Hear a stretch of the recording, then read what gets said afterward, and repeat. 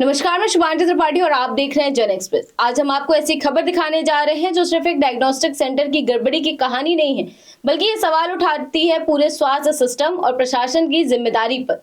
ये मामला जुड़ा है बस्ती के ओझा डायग्नोस्टिक सेंटर से, जहां की मेडिकल जांच रिपोर्टों को लेकर इन दिनों गंभीर सवाल उठाए जा रहे हैं।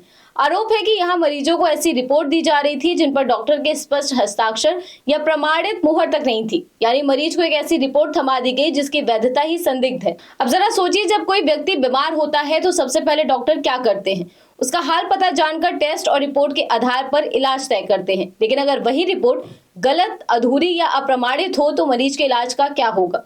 यही सबसे बड़ा सवाल इस पूरे मामले में उठ रहा है। बताया जा रहा है कि कई मरीजों ने आरोप लगाया कि सेंटर द्वारा जारी रिपोर्टों में डॉक्टर के हस्ताक्षर स्पष्ट नहीं थे, कई रिपोर्टों पर मुहर नहीं थी और जांच की प्रामाणिकता पर सवाल खड़े हो रहे थे। यानी एक तरह से मरीजों को ऐसी मेडिकल रिपोर्ट दी जा रही थी जिस पर भरोसा करना ही मुश्किल हो। और अगर ये सच है तो यह सिर्फ लापरवाही नहीं है, बल्कि सीधे सीधे लोगों की जान से खिलवाड़ है। लेकिन कहानी यहीं खत्म नहीं होती है। इस मामले का दूसरा और शायद सबसे गंभीर पहलू है प्रशासन की भूमिका। सबसे बड़ा सवाल यही है कि अगर ऐसी गड़बड़ियां हो रही थी तो जिला स्वास्थ्य विभाग और प्रशासन क्या कर रहा था? क्या ऐसे सेंटरों की नियमित जांच नहीं होती? क्योंकि नियम साफ कहते हैं कि किसी भी डायग्नोस्टिक सेंटर में योग्य डॉक्टर या रेडियोलॉजिस्ट का होना बेहद जरूरी है। रिपोर्ट पर उनका प्रमाणिक हस्ताक्षर होना जरूरी है और हर टेस्ट की जिम्मेदारी तय होती है। लेकिन जब ये सब नहीं हो रहा था तो फिर स्वास्थ्य विभाग की निगरानी कहाँ थी? यही वो सवाल है जो आम जनता बार बार पूछ रही है, लेकिन जवाब किसी के पास नहीं है। दरअसल भारत में ऐसे मामलों के उदाहरण पहले भी सामने आ चुके हैं। कई राज्यों में जांच में पाया गया है कि फर्जी लैब और अवैध क्लिनिक गलत रिपोर्ट देकर लोगों की जान जोखिम में डाल रहे थे।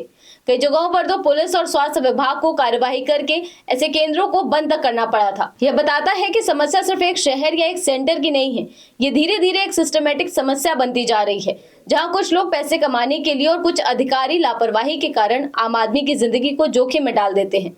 अब सोचिए, अगर किसी मरीज की रिपोर्ट गलत बन जाए और डॉक्टर उसी के आधार पर इलाज शुरू कर दे तो क्या हो सकता है? गलत दवा, गलत इलाज और कई लोगों को जिंदगी भर की परेशानी। यही कारण है कि मेडिकल रिपोर्ट को हमेशा कानूनी और वैज्ञानिक दस्तावेज माना जाता है। लेकिन अगर उसी रिपोर्ट की विश्वसनीयता पर सवाल उठ जाए तो पूरा सिस्टम ही कटघरे में खड़ा हो जाता है।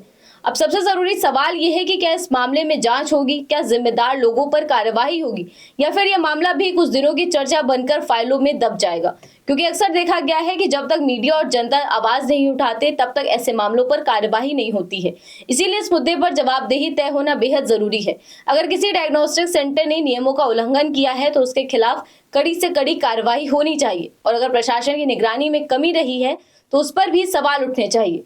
क्योंकि स्वास्थ्य सेवा कोई सामान्य व्यापार नहीं है, ये सीधे सीधे लोगों की जिंदगी से जुड़ा हुआ मामला है। और अगर इस सिस्टम में लापरवाही होगी तो उसका खामियाजा हमेशा आम जनता को ही भुगतना पड़ेगा। अब देखना ये होगा कि इस पूरे मामले में प्रशासन क्या कदम उठाता है और क्या इस तरह की लापरवाही पर सख्त कार्रवाई होती है। क्योंकि सवाल सिर्फ एक डायग्नोस्टिक सेंटर का नहीं है, सवाल है आम आदमी के स्वास्थ्य और भरोसे का। और भरोसा तब तक नहीं बन सकता जब तक सिस्टम जवाबदेह ना हो। फिलहाल आज की स्पेशल रिपोर्ट में बस इतना ही। ऐसी ही तमाम खबरों को जानने के लिए आप देखते रहिए जन एक्सप्रेस। धन्यवाद।